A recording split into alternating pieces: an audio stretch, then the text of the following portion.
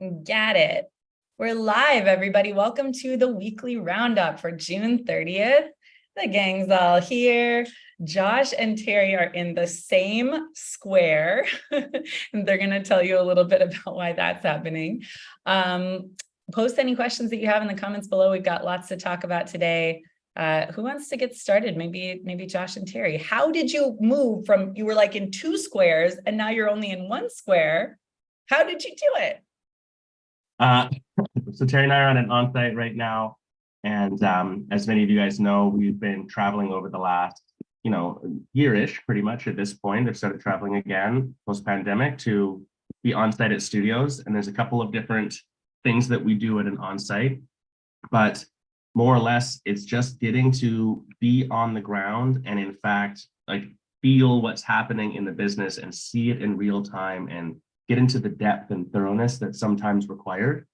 And it's really fun.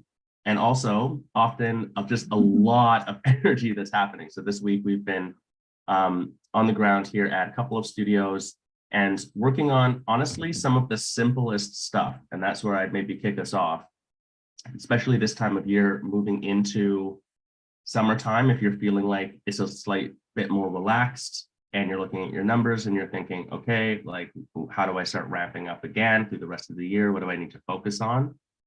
Sometimes the simplest thing, like going to your front lobby, sitting down in a chair during a sign-in or behind the desk during a sign-in, and do not participate in the sign-in. Just let your team do it and play the fly on the wall game and just see what happens. Who do they talk to? Who do they not talk to? How do people sign in? How do the students interact? This is a huge component of it as well. How does the student actually arrive at the studio and interact? What were the sales opportunities and were they capitalized on? Not even so much as closing the sale, but like, did we even talk to the person at all and try? Because the thing that is really interesting going on the ground is, as much as we'll talk about a system like what we call our first visit flow in coaching, or a sales script, that magic line that's very simple. What most people do is, then when we actually get on the grounds, we very often find that everyone at the sort of administrative level understands this. And even if we've done a training with the team, they're like, yeah, I got it. But then when we sit back and just witness what takes place, none of that actually takes place, basically. So it's an interesting test. And it sort of demonstrates that there is a very large difference very often in a yoga studio in what all of the yoga professionals, owners, managers, teachers, front desk, all of them understand conceptually, do habitually. And one step further, your practitioners as well.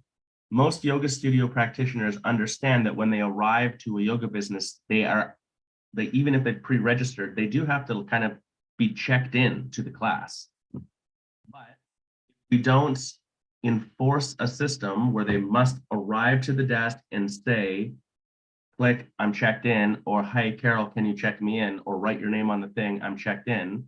Then most studios that we go to, they have a group of people that just walk straight through the desk. At the very most, they're like, Carol, you got me right, see ya, and they just walk straight through. And that becomes an issue on a few different levels. And this like lack of implementation on these systems, they all compound on each other. It's not one of these things. It's all of them that compound and make it very difficult for you to have the best possible customer service bar, basically. So when we're on the grounds, that's one of the first things that we always focus on, regardless of if it's been covered before, regardless of if it's a new studio or a long-term studio. We have to do a really deep check on this and make sure that like that flow, the behavior of the team, what we say, opportunities, what the students do, that's all calibrated in a way that creates actual opportunity for a sale, one, but actual opportunity for a deep human interaction.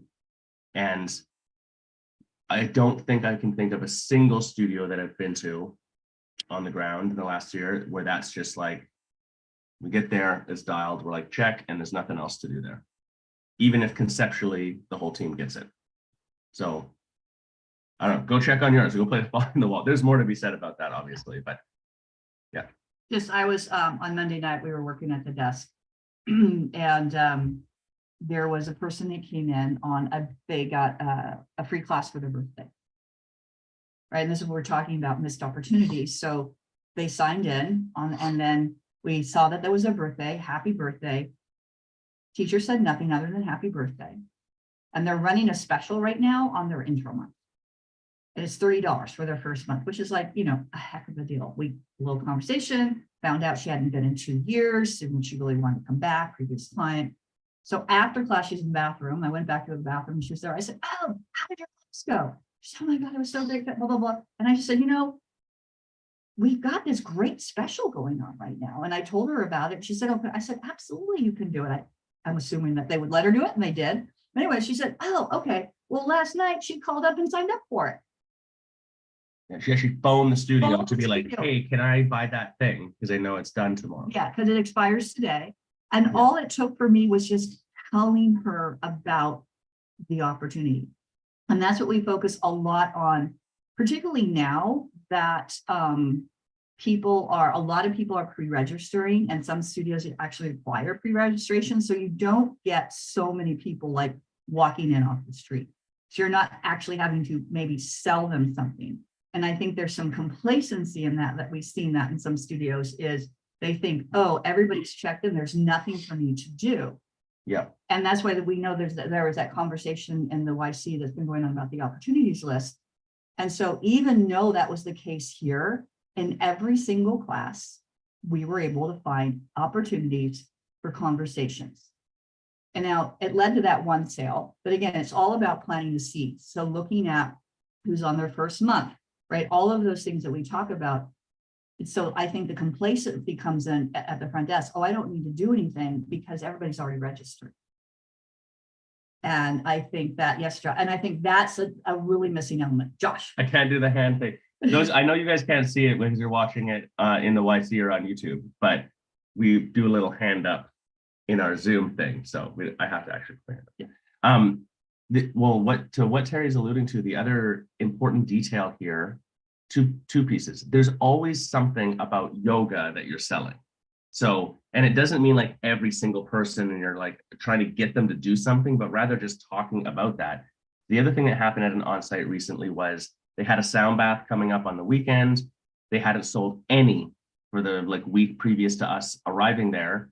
We just put the poster down right next to the iPad where the sign-in was, and then stood there, and every person that came in that was like a long-term member that gets the emails and got the text message and the posters on the wall and it's in the change room and everything else. We just said, "Oh, hey, Terry, have you ever done the sound bath before?" "Well, no, what's that?" We're like, "Oh, it's this cool thing that blah, blah, blah." And then a little group forms around and just listens in. "That's interesting."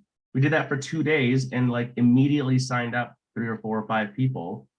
We didn't ask anyone to join. We didn't say you should do it. We didn't say, "Can I sign you up for it?" We just made it the conversation. That's it. So that's, and yeah, Caitlin, so that's piece number one.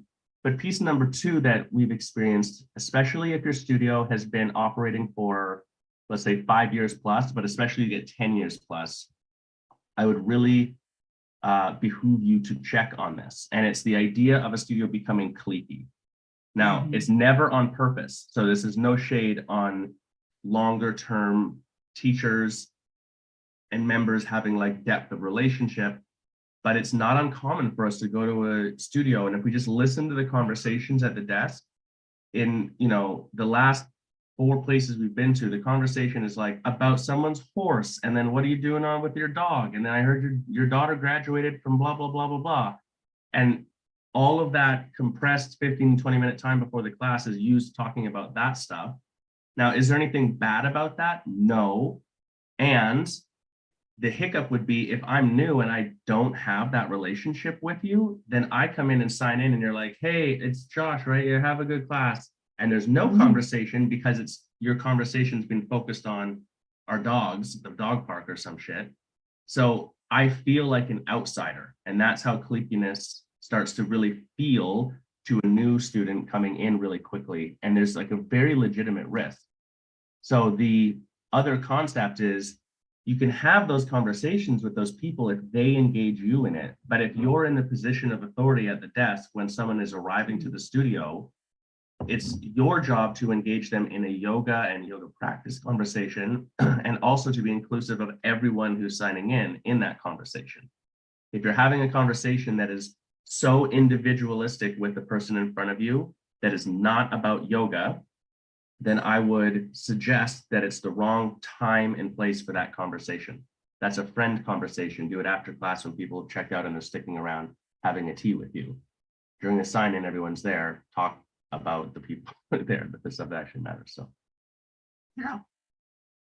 Oh, I thought Kay Okay. had her hand. Okay. Your classes are Yeah, it just made me think about, you know, a lot of times when we have talks with the owners about the sales script, and they go, well, most people buy stuff online, so we're not really having these sales conversations in studio. And I'm like, you actually, the part of this that I think Josh is talking about, you can use part of that sales script. Is like, how is your yoga practice going? What are your goals? And that part of the sales script is what you're using to just get to know somebody, remind them of why their practice frequency is important, you know. So in that way, you are still selling them on staying on membership or maybe buying something else.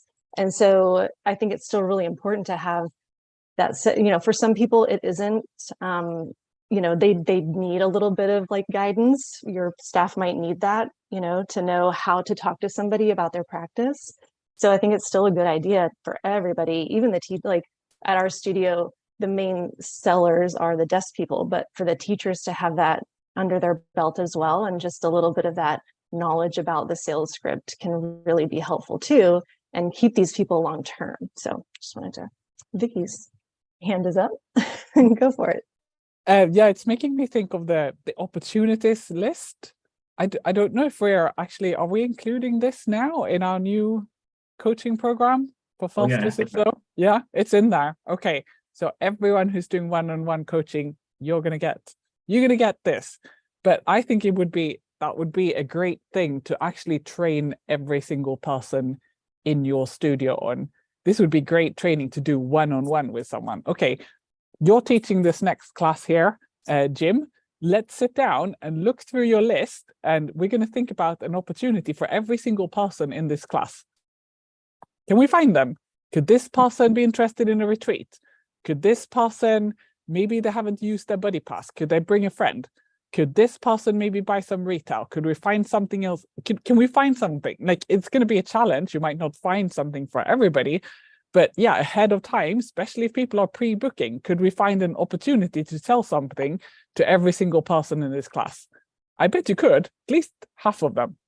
Oh, I love that, Becky. I did a post a while back about exactly, I did a little Loom video on the opportunities list and just went and then just did it. And you can always find a couple. I love the idea, Vicky, of thinking about the other things that you might be able to mention to them, like the retreats and stuff like that. And unlike Josh, I would say to people, they come up, I say, Vicky, we've got the sound bath coming up. We got to get you signed up because you're going to love it.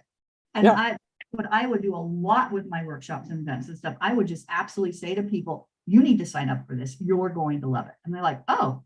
This one-on-one, that's what I do at my own studio as well. I'm like, okay, we've done all the announcements and the emails and the posters and we said it in class. Now it's one-on-ones. Now you speak to people one-on-one and tell them that they need to sign up for this. Yeah.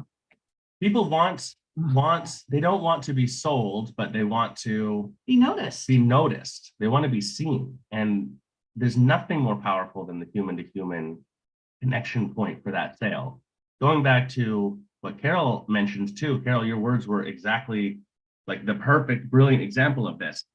Oh, well, people are already signing up, so we're not having those sales conversations. And you're like, exactly, that's the problem. We're not having those sales conversations. Because the big difference now versus 2017 to 19-ish would be, because the majority of people are pre-registered when they're coming in, most of your conversations aren't going to be forced to happen. It's why you have to train your team now more diligently than ever. Before, if Kay just comes into the studio and hasn't registered and hasn't bought yet, then like, I have to sell you something to get you registered and into class, and you know that and I know that. So even if I did a, half perfect job of it, it's going to happen anyways. Now, if I'm at the front desk and Kay comes in and she's already purchased, you know, a buddy pass, a guest pass, a drop-in, a class pass, or whatever else, but it's a single session thing, I can opt to be lazy about it and just do nothing. Be like, oh, awesome, you got a drop-in, cool. And just be like, you'll buy it if you want to. But what we know in human behavior around this is that's not true statistically. People will not just be like, wow, what a great class, Josh, thanks. Why don't you actually upgrade me to this other thing? Said no one ever. That doesn't happen if you don't solicit the conversation to them. So now is really the time, to Carol's point, like we're not having those conversations. That's exactly the thing to solve for, is just start having the conversation. Because even if the conversation isn't perfect sales script, whatever, just having it is going to get you results that you are missing out on. And the impact on your business potentially for this is really big. Yeah. Actually, that's a segue to. Yeah, I was just gonna say, I just made a note. So there's the other thing that can happen too with when you're not really A, have a defined process, and B, if you do not paying attention to it, which is again fly on the wall. So I was meeting with a client yesterday, and they're doing really well, right? Their sales are up, their member, all of those things, all the key metrics are up. We're reviewing their KPIs, and we've identified some opportunities. So one of the things is they have a lot of drop-ins. Now this is a studio, they do still have quite a few people walking in. And how do we know that? We can know by looking at how they book their class, right? And so we were looking at, and they have a ton of new visits coming in. They have quite a few, over 100 a month. And we found out of the almost 800 new visits to year to date. So that's like 6 months of the year, 48% of them came in under a drop-in. We know that should be closer to 70% by the intro offer. However, what was even more shocking for the owner is then we drilled down in that drop-in. It's like, okay, well, they bought it online and they just, the front desk, the teachers are just not converting them or mentioning, hey, do you know what most people do? Of those 48%, 32%, and this was what was like a real shocker, 32% of those, and this is hundreds of people, were sold at the front desk. They were sold a drop-in, right? They were sold a drop-in at the front desk. The business coach world, everyone's just like, oh. So then we just did that. Now the studio is up gangbusters. And again, this is sometimes when you have really strong sales, you're not looking at some of the foundational stuff. And so when we drilled it down, I did the math for it, and it's staggering because they have a really good retention. Their average month's clients on autopay is 5 months. So I did a quick, just using, okay, if you had sold X number of these up to to the intro, that would have been an additional like $6,000. And if they had sold them to that, if you got the number converting with their conversion number to membership, you'd sold them the membership and they stayed on for 5 months. Are you ready? It was almost $60,000 in 6 months, right? It's like, that's like 10 grand a month in lost opportunity. They'd already got in the front door and nobody bothered to sell them into the intro month. Well, I think the Which was additional, like staggering. and the additional point being, this isn't, that's money that's just on the table already. That's not getting more people in. That's not getting better marketing and advertising or writing a better ad. It's not like improving your conversion rate by doubling it or so. That's just getting people to buy the intro. Just the very first simple better deal intro and letting your regular, just with the existing metrics and the existing volume of people. So for this particular client, they don't have to spend any more on advertising on leads. They are what we like to, I've used the analogy before, they're cylinders. They're not a sales funnel. It's like people are coming in and dropping off the bottom. So just so what you can imagine what we're going to be working on in the next few visit calls is closing that funnel down.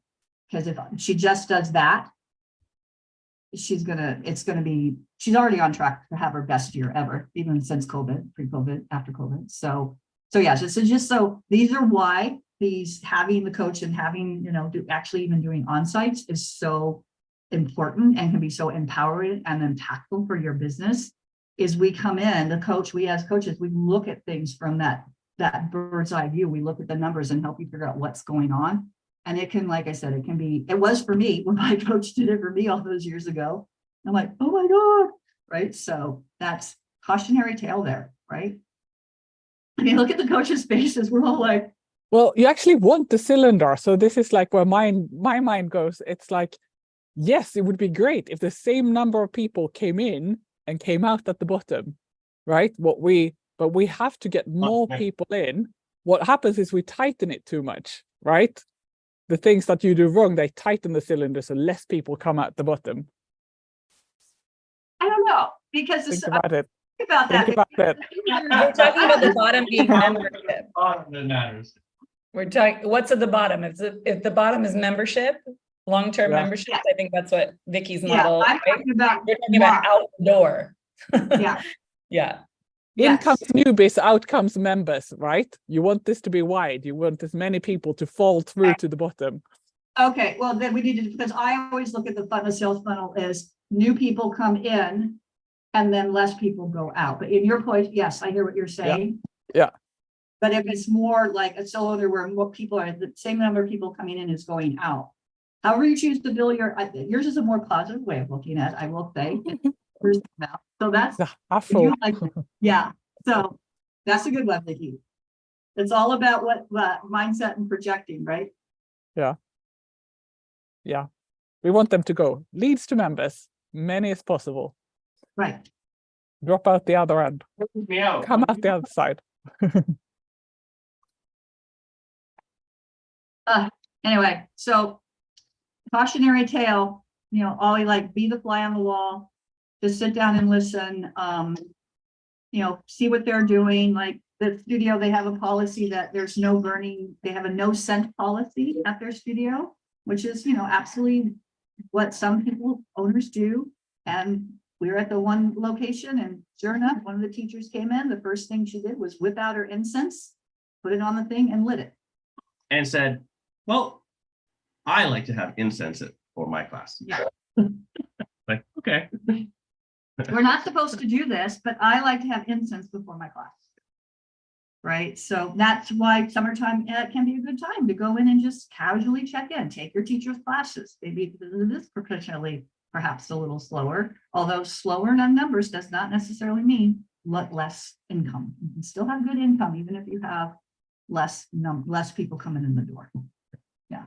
Well, the other thing that this makes me think of, and this can pitch it over to Vicki, is just this stuff sounds like great, what a great vision, but also there's a lot. I've got 30 teachers and 5 front desk people and 2 managers and 3 studios, and like, how do I, this is burning me out kind of thing. So Vicki, maybe what was the study that you were alluding to earlier? Right. So yeah, I was reading about this. It was actually 2 separate sets of data that found something about entrepreneurs. They found that entrepreneurs, they put more time and more energy into their work, but they still feel less exhausted and they are less at risk of a burnout because they are so engaged in what they do. It kind of comes back to a little bit to the concept of meaningfulness that I was talking about a couple of roundups ago, where what you do feels meaningful to you. It feels like you're helping other people. You do something that makes a difference in the world. So when you're an entrepreneur doing that, you're working for yourself. There's a high level of things feeling meaningful and you're very engaged in it. So it means you can work harder. You can work harder than other people who have a job than where they are employed, and that doesn't feel as meaningful. And these studies also found that these entrepreneurs, they felt like they had less administrative work to do. They had more autonomy and they had more opportunity to control the way that they work, like the hours that they work and what they do. So on average, they felt happier. They felt like they had more energy and more job satisfaction. So there's even a graph here. I love graphs. Maybe I can share it with you guys. Post that. Hey Vicki, maybe you could post that link to the thing in the chat. It's in Swedish. Unfortunately, nobody will understand it. Well, so so this is a graph of this. That was a separate study. This was people who were off work sick for stress symptoms. So the lighter pink graph shows people who are employed, and then the darker pink graph, that's the people who are like self-employed or have their own business. So that's I a know what Kay's gonna huge, say. that's a huge difference. She's got Josh knows what I'm gonna say. I know what I Kay's gonna wonder though, does that just mean that those people are super stressed out, but they can't take time off from work because they're the only one? Okay, so there's two studies, right? There's this, and then there's the other study. The other study had a lot of interviews and how they felt, and they answered questions. So they both kind of show us the same thing, but no, it's not because they can't take time off, because this is just a like kind of a sub thing. Now they found that these things were extra clear for people who were solopreneurs, who just worked for themselves. They found that as people got others involved and started hiring employees, they got a bit more stressed. So there was a little bit of a correlation there that, you know, the more employees you had, the more stressed you would feel. So there I'm thinking, oh, but yoga teachers they're not even like normal employees. they're a little bit on a different level with their incense in their thing. So yeah, there could be something to be said for that. I still think that the meaningfulness bit applies. Yeah. I think that's super important too. So what would we say though, you guys, like, does that, I think everybody agrees that your stress level may rise when you bring more people into the business, when you bring more yoga teachers into the business, potentially more, but does that mean you should just scrap your whole team and just be a solopreneur? Not if you want to Grow. a business and make more money and have a better personal lifestyle and have the maximum possible impact in the world. That's the trade. What do we do to like, so we agree, like if you really want to grow and you have a big impact, like you need a team. So like, how do we manage so that the team doesn't increase your stress level to the point of burnout? SOPs. Yeah. SOPs. Yeah. I mean, the person to that also, I think that is hard is there's a mentality shift that you have to go through when you transition from being an employee to a solopreneur, and then a solopreneur to an entrepreneur, and then again from an entrepreneur to a yogapreneur, which I would say is a level above. And that part of that mental shift is changing the thought that amateurs do what they love and professionals learn to love what it takes. So you have to actually embody a love for the difficulty and the problem solving and the vision and the puzzle playing that is your yoga business.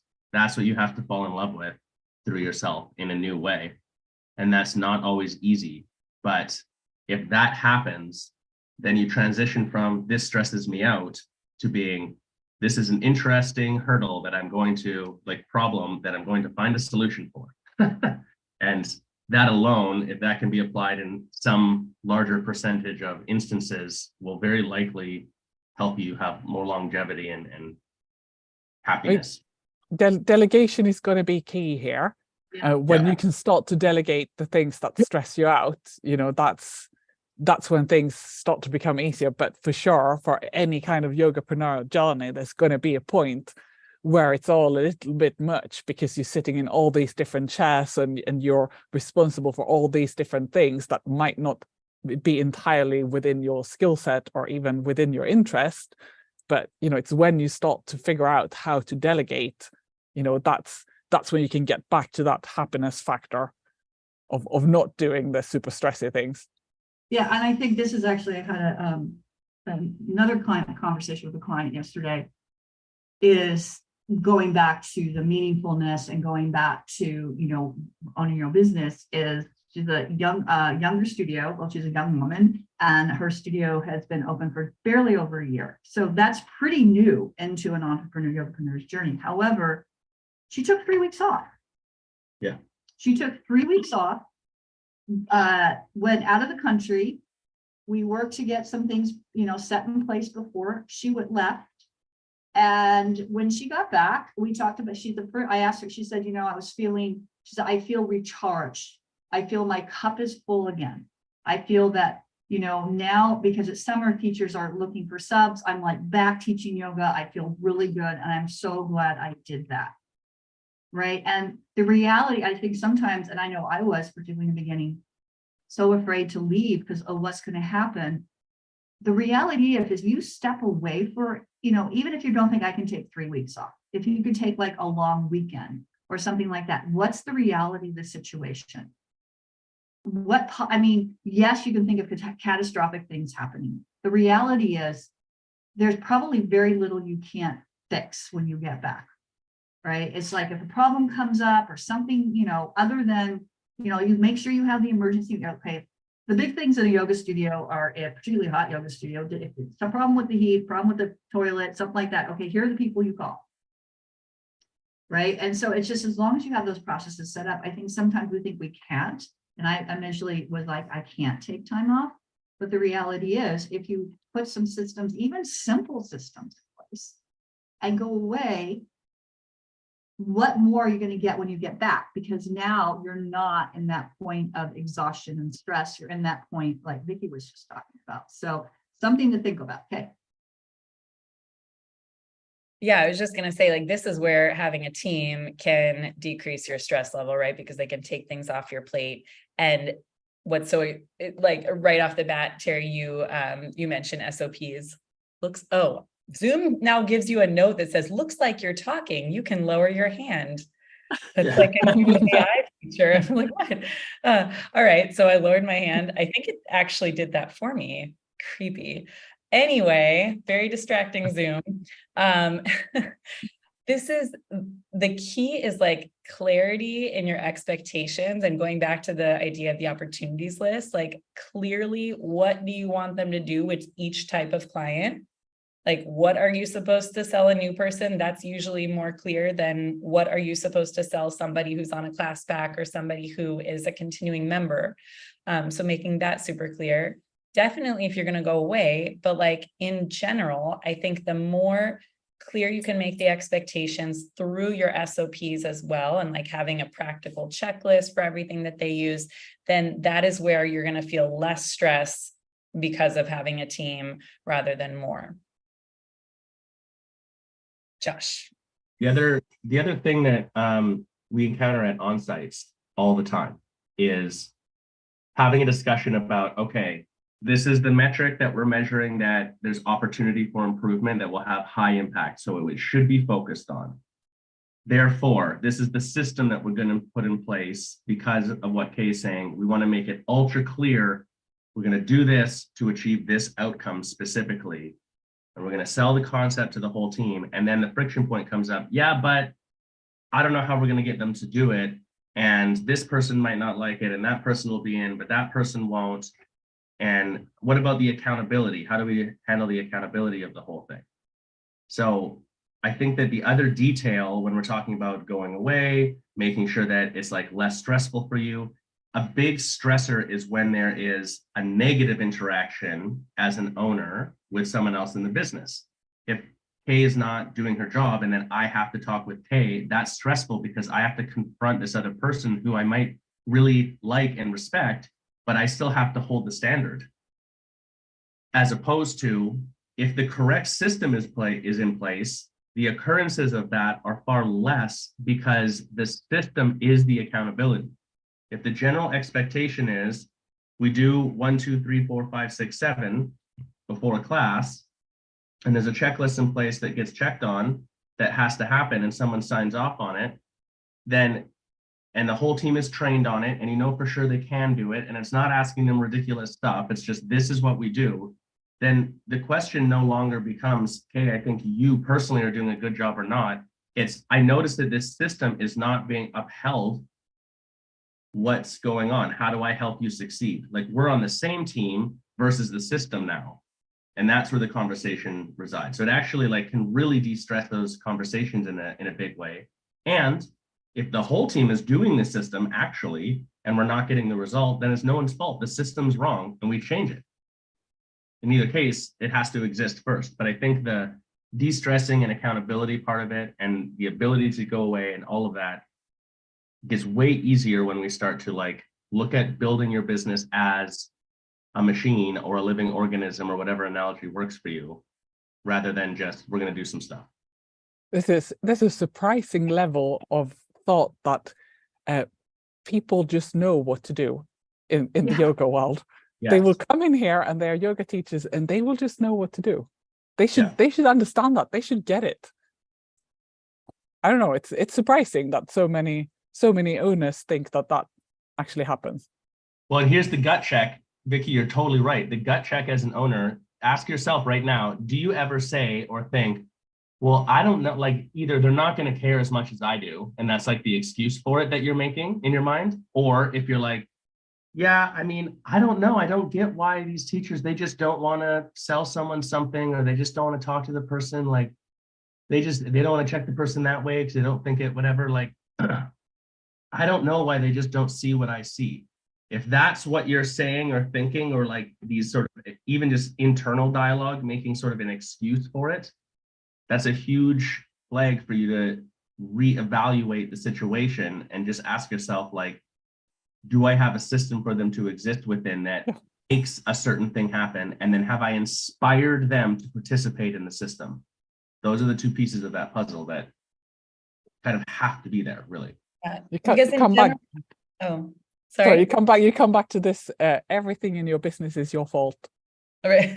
Well, in general, and that's like a parenting thing too. Like if something's going on with your kids, probably like your fault. But like in a similar way, also like, oh crap, I just lost it. Damn it. The parenting thought came in, you're like, oh my God, wait a minute, what are my kids doing right? Yeah.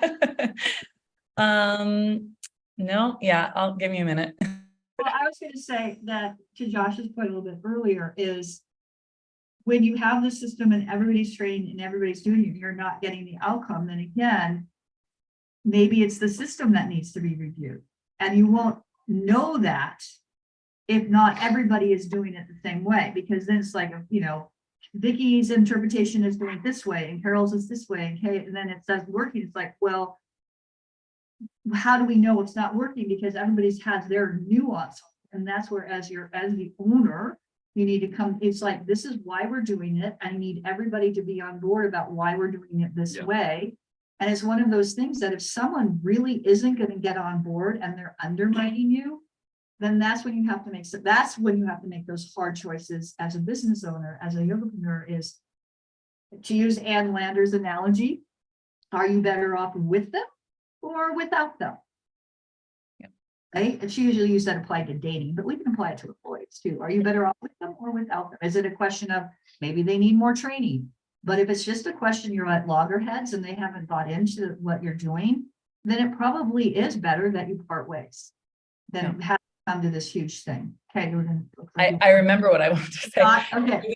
It was another like parenting thing too, like just like kids in general, your team wants to do a good job, and they are there working in a yoga studio versus some other job because they want to help people. And so if you can, like Josh was saying, inspire them, you have a system for them to exist within, and you can inspire them to participate because you connect it with their personal why for even working for you in the first place, then they're going to want to do it. So when you ask yourself, like, why, I don't get like why they don't want to sell people the intro or whatever, they're just like not seeing that that's what you should do.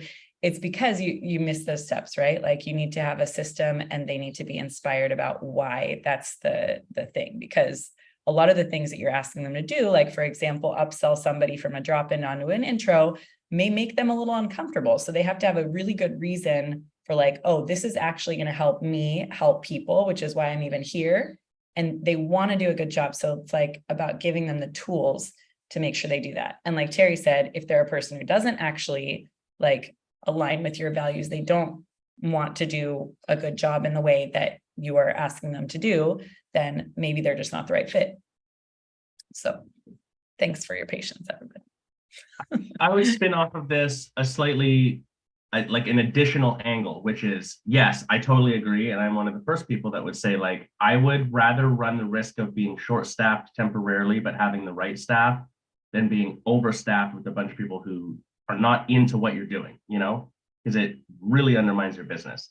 And we have to be very aware that we are at a time where the old school business mentality, I came up working in the mentality of like, you just do what your boss said, and your boss's whole attitude was like, do it because I said so. And that was it. There was, When he's your dad. well, when he's your dad, then it's even worse. Yeah. So, but that mentality isn't there anymore. There's a line somewhere where you will have to say like, I must hold the bar for what will happen in this business, and you're either in or not. There's a line in the sand somewhere. But before you ever arrive there, the idea that just by telling someone that we do something that they're going to do it effectively is not true. That's not how people actually function. So I would add into our conversation that the new philosophy of approach with your whole team must also be that you have to inspire them around your system. Hey, we're putting this system in place to accomplish this thing, but here's why we're doing this, and here's how this is good for you, and here's how this is going to make it easier for everyone and make us all better, and how we're all going to ascend to a new level of awesome yogapreneurness, and how it's fulfilling your dharma. And like, we've really got to sell them on that, because the detail that's missed, and when we're on site, we get to see this and have these interactions in a way more intensified way, is people have these narratives in their head about things. And the fascinating part to me is they're very often not based in any actual reality. It's not that they're wrong per se, but an example would be someone might say like, well, I think most people come in and they don't sign up for the membership because it's just too expensive. We heard that. And we hear that at basically every onsite, and we go, that's interesting. Has someone said that to you? Like, tell me more about that. What percentage of people have you said, hey, will you sign up? And they say, I can't because your monthly membership is too expensive. They're like, well, I have heard it. And we're like, okay, so, but like, how many times in the last month have we heard this? And they never have an answer, because it's like one time one person said it at a coffee shop that they overheard is what comes out sometimes. And it's never actually happened in the conversation. Or conversely, it's the idea that like,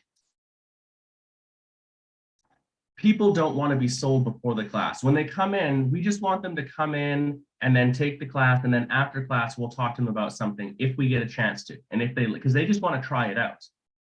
And they really sometimes will resist the idea that we should start the conversation before the class so that we sort of decompress the stress of making sure we get the conversation happen. They're like, well, they don't want to talk about it before class. I'm like, well, who's they? And like, what evidence do you have to support your claim right now? That's fine. If that's really true and that's what's happening, then we can address the system. But is that true? And we'll like actually ask that question. That's a really important thought. Is that true? Like, is that accurate into what's happening? We're saying that like, when we try to have this conversation, they say, I only want to talk about it after class. Or, you know, and what we arrive at is, or are you personally uncomfortable because you think that, and the idea of saying it, you're so attached to your own internal narrative around engaging someone in a conversation about a yoga pass prior to class, prior to them trying it out, because you think they should try it first because they might not like it, that you're now not willing to even consider this system. So does that mean they're right or wrong? No, but this goes back to this long-winded way of saying you have to inspire the person around, we want to start this conversation before, not because I said so, but here's why. Like, here's the data, here's the science, here's what we're solving for, here's how it's going to make it better for you and how it's a better service to them, and get them inspired and bought in on that level if you really want them to kind of wholeheartedly participate. And we see that, just that, Carol, we see that a lot at the onsites, because we're there, and you know, I'm here supporting Josh and doing some things, but I oftentimes will be able to observe and take notes. And what's interesting is to read, and we say what 58% of communication is body language. So there was in particular one of the teachers here, I worked with her at the front desk on Monday night, and we instituted that they're going to start with the iPad check-in. And a lot of pushback from this long-time teacher, you probably, you know, and sat down and basically on the stool and was like this pretty much all during check-in. She jumped up a couple of times, but then when we started the meeting on Wednesday night, I observed her behavior, and several other teachers in the beginning, it was all this. right? And then as we were talking about things and the why and why this matters and all this stuff, Yeah, slowly it's like the coming out, and by the end, we're standing they're up. standing very engaged. She did bring up, some good points, and that's great. When much better to have someone say something that they're thinking, because as they're saying it, then there's probably 10 other people thinking it. So it did bring up some really good conversation as well. And some of it was a little challenging because it was, directed at the studio owner. It's like, well, we're just concerned. It's really interesting. But once they started, you could see them physically with their body language start to buy into why this was important. Yeah. And so that's just another thing too, is like, sometimes it just takes that time for them to process.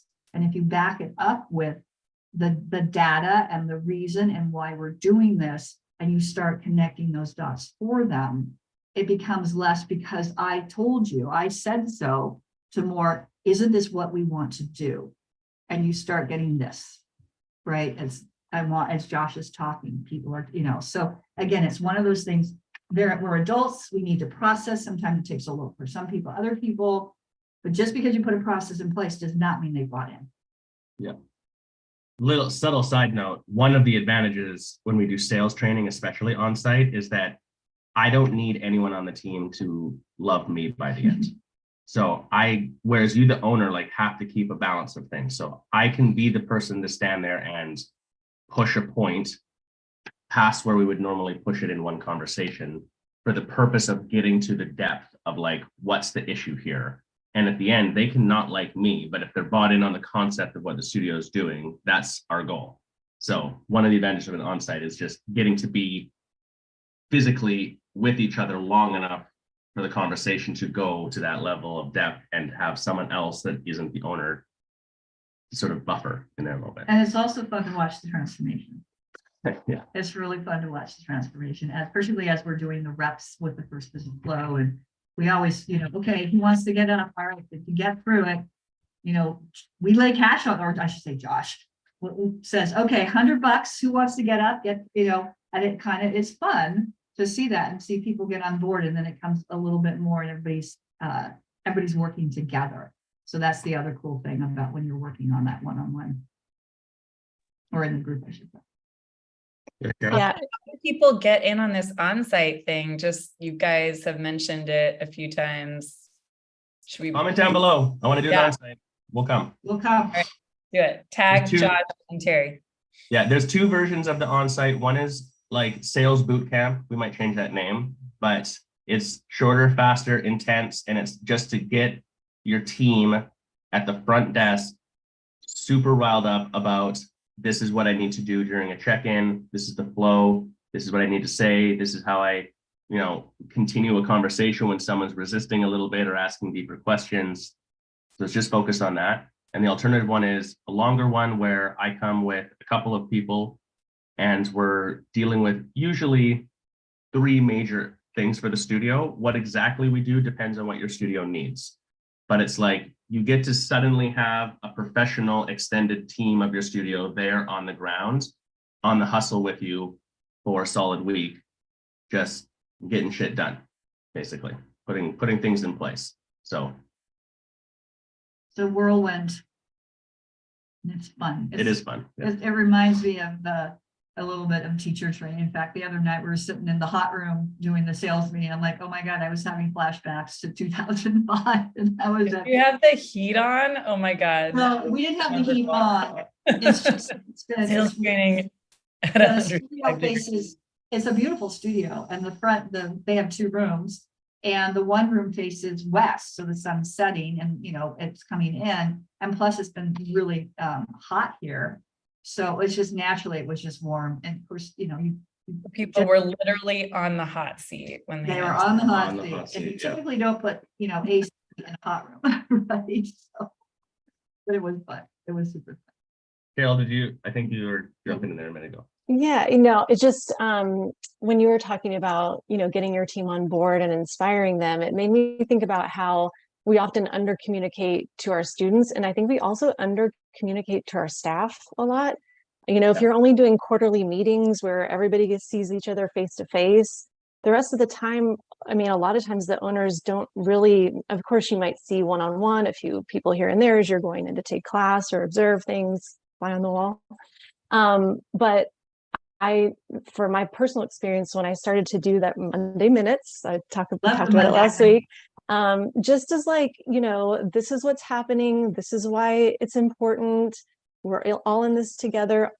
Just weekly, less than 5-minute video for my team. It was like everyone, it was a good reminder every week, like, yeah, this is why we're doing it. And, you know, it just, I don't know, it just something about that communication and reminder. I felt like everyone really got on board, and it wasn't a really big issue if we were rolling out something, because I might have been like preparing them for this rollout, and it wasn't just bam, quarterly meeting, we're doing this, this, and this, and get on board or get out. Do you know what I mean? So just wanted to throw that out there as maybe a way to inspire your team, like communicate more with them. 100%. You should be in not constant, but you should have a high frequent communication with your team. You need to keep them connected, but that communication should be easy and probably asynchronous. So the Monday Minutes is a perfect example of a way to accomplish that. I think, So I mean, I got a million other things, but Yeah. we're gonna run out of time. So actually, we gotta go to class and go help sign it. we gotta move on to the next theme. We gotta wrap it up today. Big meeting this afternoon. All right. All right. All right, everybody, go do Thanks, some Steve. yoga. Post in the comments if you want to do an on-site.